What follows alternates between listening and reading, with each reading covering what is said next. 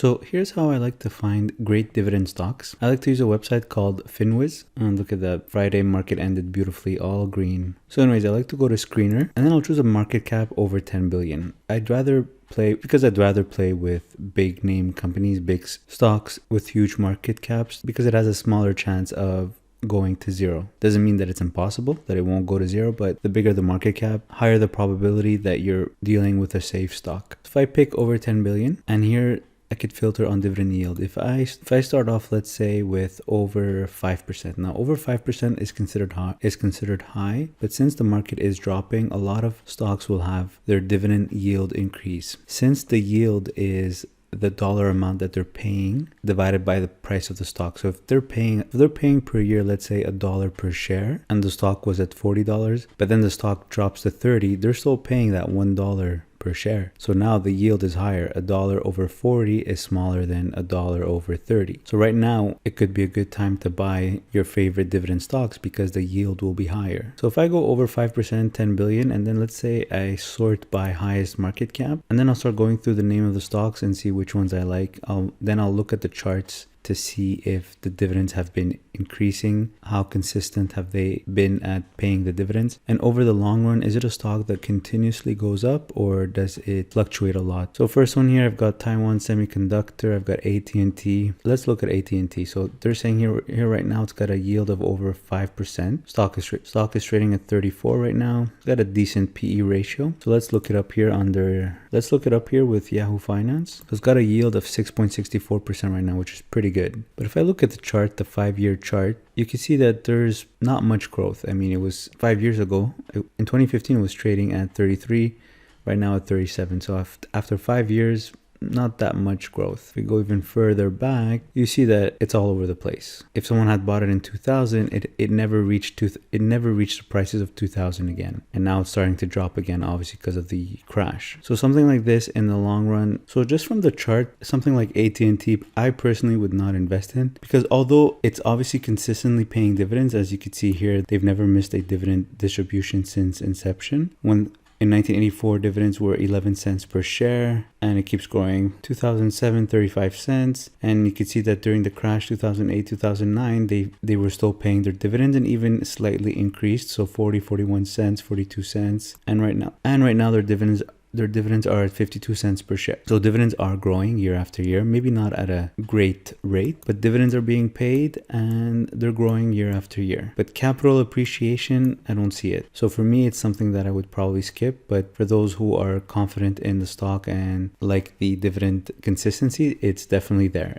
It definitely has it. And right now at 6.5%, that's pretty high. So something like AT&T could be a good dividend candidate. ExxonMobil for sure has a high dividend yield right now. So right now, dividend yield on ExxonMobil is 9.36%. That's ridiculously high. But the problem with ExxonMobil, in my opinion, is if you look in the past 5 years, stock was at 86. Stock was at 93 in 2016. Right now it's at 38. It seems to be in a downtrend. Just the whole energy sector seems to be in a downtrend with everything going electric these days. So not really confident in the energy sector. And look at this here from 2016. You can see that it's just in a downtrend. Lower lows and lower highs, and then just complete drop right here from 70 to 37. So my only problem with ExxonMobil is the capital appreciation, but definitely the dividends are amazing. Right now you're sitting at a 10% yield, and you can see that dividends are increased year after year. So 2004 was 27 cents, 2009 42 cents, and even during the crash they were still paying the dividends and it was increasing. 63, 69 cents. We're at 87 cents right now. So if we look back 10 years, it was at 42 cents. Right now it's at 87 cents. So the dividend actually doubled in 10 years. So that's a pretty good dividend growth rate. So if they continue at that pace, your yield on cost right now is 10%, but in 10 years, your yield on cost will be 20%. So you could be making 20% of the capital that you invested right now. But obviously, we don't know what that capital is going to be worth in 10 years. But if you don't care about the capital, but you just care about the income coming in, then ExxonMobil could be a good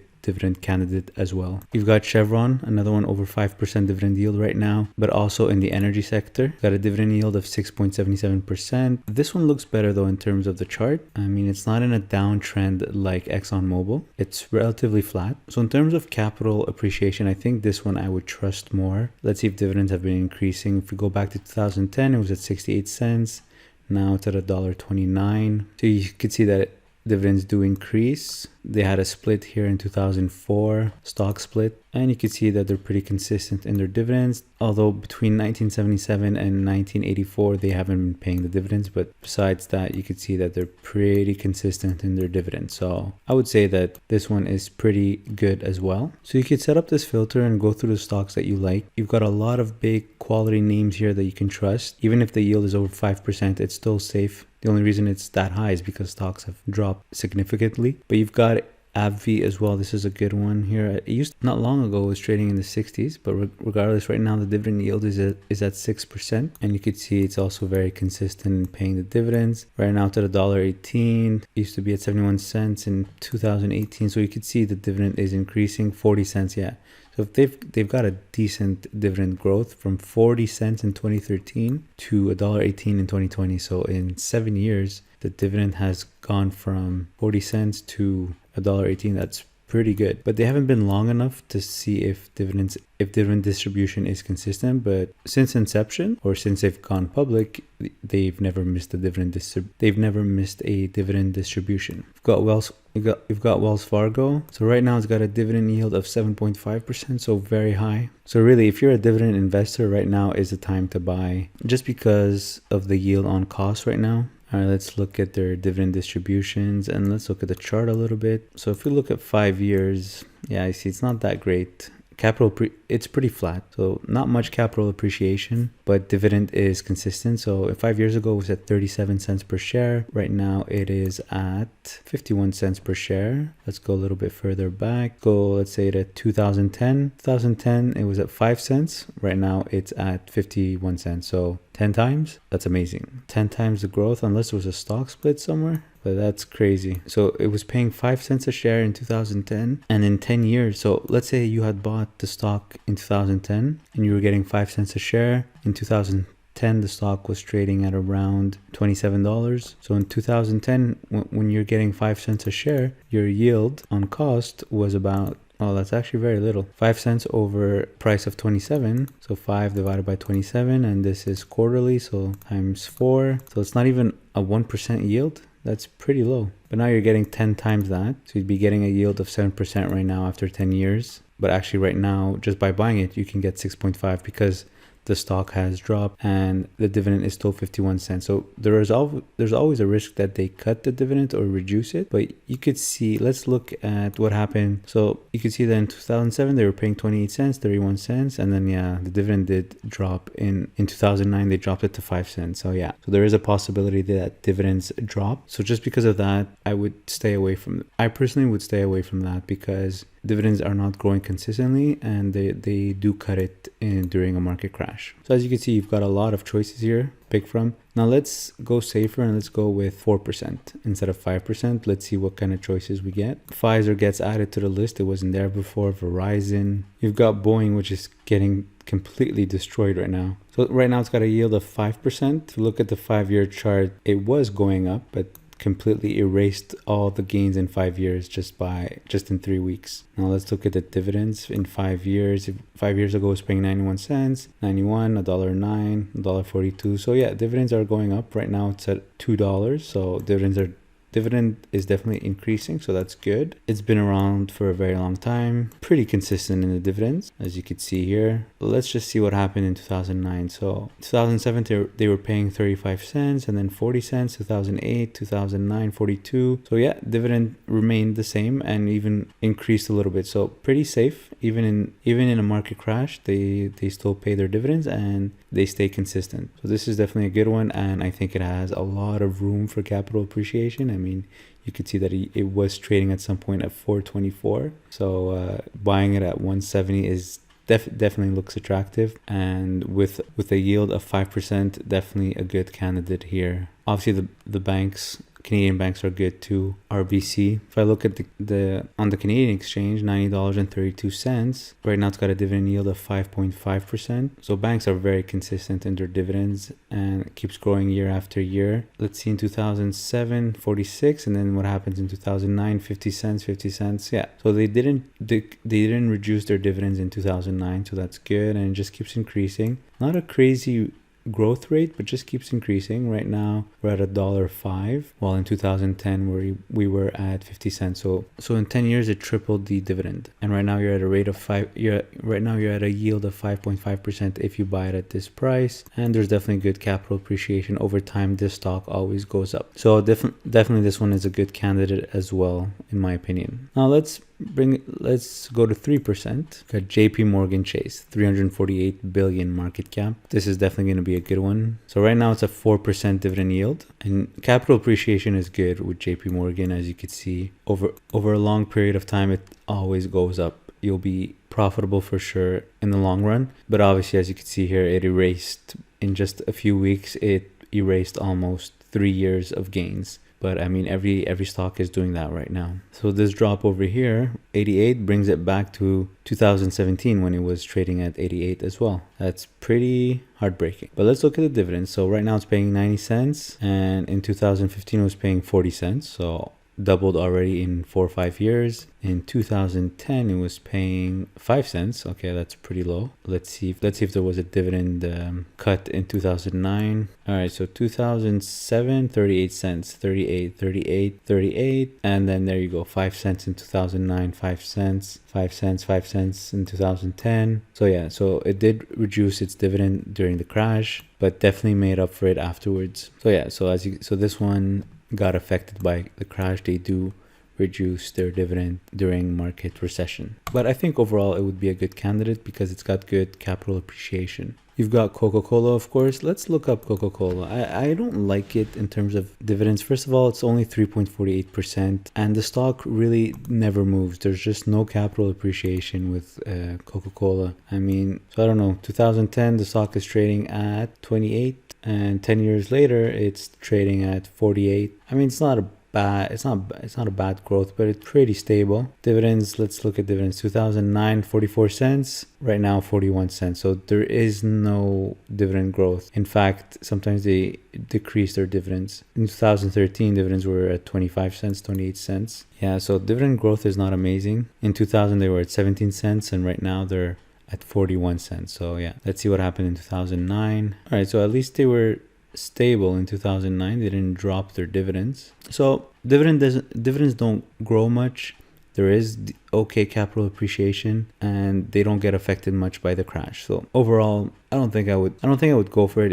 If I'm into dividends, there is not much dividend growth. So personally, I would not go for Coca-Cola for dividends. Maybe for capital appreciation, something safe and stable, but not for dividend growth. Let's look at 2% now. I'm looking for McDonald's. Really, McDonald's is a good one. Maybe it's got a smaller market cap. Let me just go straight to Yahoo Finance and look up McDonald's. So it's got a market cap of 132 billion. So dividend yield right now is almost 3%, which is pretty good. But what I like about McDonald's is the capital appreciation. This stock is unbreakable. Here, I'm looking at Max here. First of all, dividend consistency is there, but just the capital appreciation, it just keeps going up over time no matter what, even during crashes. So right now everything's crashing, so it's dropping as well. But if you look at the 2008-2009 crisis, well, the market dropped maybe 54% from the highs, from the 2007 highs. Look what McDonald's did. McDonald's just kept going higher. It really didn't drop in 2008-2009, and they still paid dividends. They did decrease their dividends. So 2007 they had $1.50. Actually, it looks like they were paying yearly dividends. Yeah, so never mind. So they were paying yearly dividends, and then they started paying quarterly. So yeah, their dividends actually didn't change and increased even during 2008-2009, and the stock was going up in 2008 and 2009. So that's really what I like about McDonald's, is that it's pretty safe during a crash, except for this crash here, but this crash doesn't make sense. So here you go, $1.25 right now. So 2020, $1.25, and let's say 2010, it was at 55. So decent dividend growth, but more importantly, pretty good at preserving your capital. So I think my first choice, in my opinion, would be McDonald's, just because of the capital preservation. I just feel like it would be super safe. Procter & Gamble is definitely a good one as well. Let's look it up. So it's got a 2.93% yield, 280 billion market cap. Let's look at the chart a little bit. So max. So yeah, Procter & Gamble goes up over time. Pretty safe. Dividend in 2020, 74 cents. In 2010, it was about 44 cents. So not an amazing dividend growth, but still growing. Let's see what happened in 2009. Did they cut their dividends? So in 2007, they were paying 35 cents. And then 2009, they were paying 44 cents actually, so even more. So yeah, so they didn't change their dividend in 2009. It didn't affect their dividend rate or dividend growth, so that's good. So good capital appreciation and good dividend growth. So this would be a good safe dividend stock as well. So that's how I would find dividend stocks. Personally, I filter by market cap and then by the dividend yield that I'm looking for. Just for fun, let's go for 10%. Let's see what we have here at 10%. So we've got Royal Dutch Shell paying over 10% dividend yield. We've got Ford, but of course Ford has absolutely no capital appreciation. In fact, your capital could drop. Plus, I don't think the dividend will be safe. So let's just look at Ford here for fun. It's got a 11% dividend yield right now.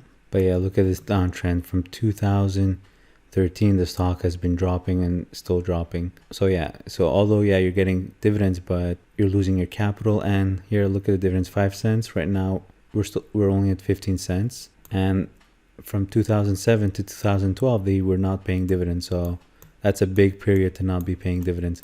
So really not consistent in dividends, no growth or not much growth. And there is no capital appreciation because look at this downtrend.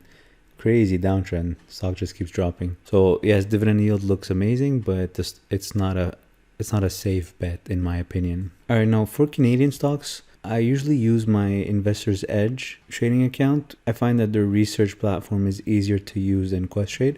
Otherwise, I can use Yahoo Finance. So I'll just go to Yahoo Finance and click on Screener over here. So my screeners, and click on Equity Screener. And then on the filters, I'll add Canada. Then I'll remove United States and I'll pick large and mega cap, and I'll add another filter and I'll go to dividends and splits and I'll add dividend yield percentage, close, and I could choose here which yield, let's say 2 to 5% and 5 to 8%. Then click on find stocks. So it's showing me 150. It's already sorted by market cap. So I've got TD, so another Canadian bank. I've got Bank of Nova Scotia, of course. So I'll just open a new tab. Where's BNS? But this is preferred. Where's the regular bns.to? There you go. You've got Canadian National Railway. You've got BMO, of course, which is going to be a good one. So as you can see on the Canadian exchange, it seems to be all Canadian banks or insurance companies, or we've got Bell also, which is a good one. So Bell right now has got a dividend yield of 6.56%. There isn't much capital appreciation with Bell, but it's definitely consistent dividends. If you look at the max here, so in the crash between 2008 and 2009, well actually from March 12, 2008 to December 2008, they didn't pay dividends. But besides that, they've been paying dividends consistently. And so you could see that, let's look at 2010, how much were they paying in dividends? They were paying 40 cents in 2010. And 2020, they were paying 83 cents. So it doubled in 10 years, the dividend rate. Now let's look at capital appreciation. So in 2010, the stock was at 28. And right now, or the high before it crashed, it was at 64. So not so bad either. So capital appreciation is not so bad. But even better is the dividend growth and consistency. You've got the banks here. TD's got a dividend yield of 5%. So dividend 74 cents. And then in 2009, it was 61 cents. But there was a stock split. So it was probably around 31 cents. So there is dividend growth. Not crazy, but pretty decent, pretty stable. And obviously good capital appreciation and just a very safe stock. So this could be a good dividend candidate as well. And you could see that in 2008, 2009, did they stop paying dividends? No, they were paying, and it remained the same. So 2007 was 53, and in fact it increased to 61 in 2009. So pretty good in that regards. Bank of Nova Scotia should be the exact same thing. So all Canadian bank stocks usually perform the same way. This one's got a dividend yield right now of 6%. CN, let's look at CN, 2.35%, so not a high dividend yield. Let's look at the capital appreciation. I don't know, just 2% right now I don't think is amazing, so I wouldn't even touch it just because it has a low dividend yield. But you can see the consistency in dividends, 57 cents in 2020 and 25 cents in 2010. So pretty good. And they were paying even during the crash and did not decrease it. In fact, it went up. So pretty safe stock as well. Not the highest yield, but you'll make it up with dividend growth, consistency, and capital appreciation. All right, so just wanted to share with you how I look for dividend stocks. So if you have any questions, leave them in the comment section below. And like always, if you're going to open an account with Questrade to trade on the stock market, use my referral code in the description below the video to get up to $250 back. Thanks for watching.